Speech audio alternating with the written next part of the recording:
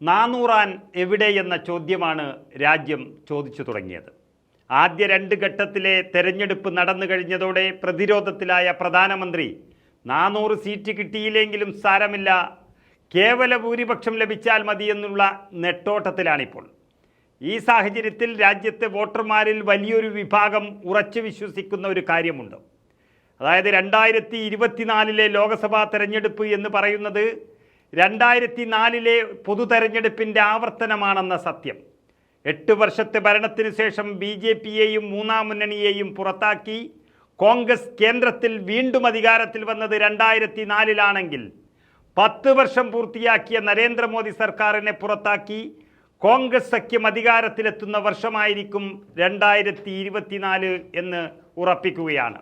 അതിൽ രാഷ്ട്രീയ നിരീക്ഷകനായ സഞ്ജയ് ഝാ പറയുന്ന പ്രധാനപ്പെട്ട ചില നിരീക്ഷണങ്ങളുണ്ട്.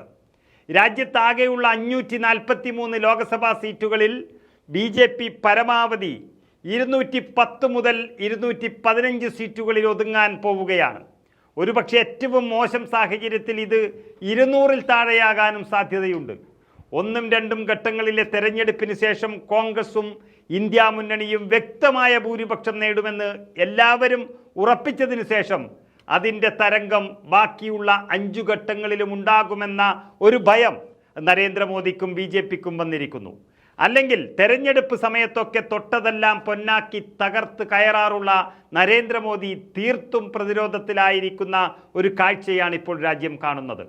ഒരു കുഞ്ഞു പോലും വിശ്വസിക്കാത്ത തരത്തിൽ കോൺഗ്രസിനെയും ഇന്ത്യ മുന്നണിക്കുമെതിരെ പച്ച നുണ പ്രചരിപ്പിക്കുകയാണ് പ്രധാനമന്ത്രി. നരേന്ദ്രമോദിയുടെ വ്യാജ പ്രചരണങ്ങൾ കൊണ്ട് പ്രേക്ഷകന്മാർ മടുത്തിരിക്കുന്നു. വോട്ടർമാർക്ക് BJPയുടെ ഇത്തരം പ്രചരണങ്ങളിൽ വിശ്വാസമില്ലാതായിരിക്കുന്നു.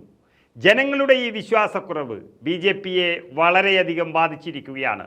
രാജ്യത്ത് BJP കരുതിയതുപോലെയുള്ള മോദി അനുകൂല തരംഗമില്ല എന്നതും മോദിയുടെ പച്ചക്കള്ളങ്ങളും പ്രതീക്ഷകളെല്ലാം തകർക്കുകയാണ്. രാജവംശത്തിൻ്റെയും പ്രീണനത്തിൻ്റെയും അഴിമതിയുടെയും അടിസ്ഥാനപരമായ ആരോപണങ്ങൾ ഒട്ടും പ്രവർത്തിക്കുന്നേയില്ല. കാരണം ആളുകൾ BJPയിലും അതുതന്നെയാണ് കാണുന്നത്. അതാണ് ഇത്തവണ BJPക്ക് വലിയ തിരിച്ചടിയാകാൻ പോകുന്നത് ഈ രാജ്യത്ത്. മാത്രമല്ല, രാജ്യം മുഴുവൻ ചർച്ച ചെയ്യപ്പെടുന്ന കുറച്ച് ഘടകങ്ങൾ കൊണ്ട് BJP തകരാൻ പോകുന്നു എന്ന യാഥാർത്ഥ്യവുമുണ്ട്.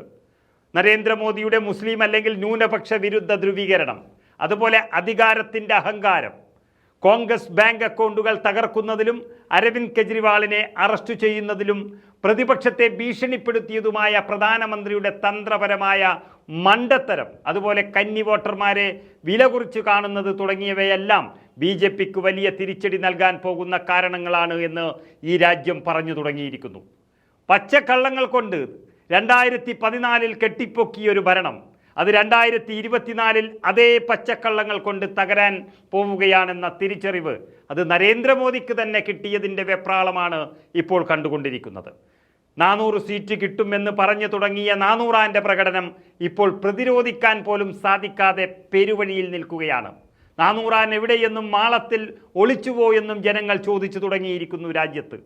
ഇന്ത്യ മുന്നണിക്ക് വ്യക്തമായ ഭൂരിപക്ഷം നൽകുന്ന ഈ ആദ്യ 2 ഘട്ടങ്ങളിലെ തെരഞ്ഞെടുപ്പ് കഴിയുന്നതോടെ തന്നെ 400 സീറ്റ് വേണ്ടാതായി നരേന്ദ്രമോദിക്ക്. ഇനി മുന്നിൽ കിടക്കുന്നത് അഗ്നിപരീക്ഷണമാണ്.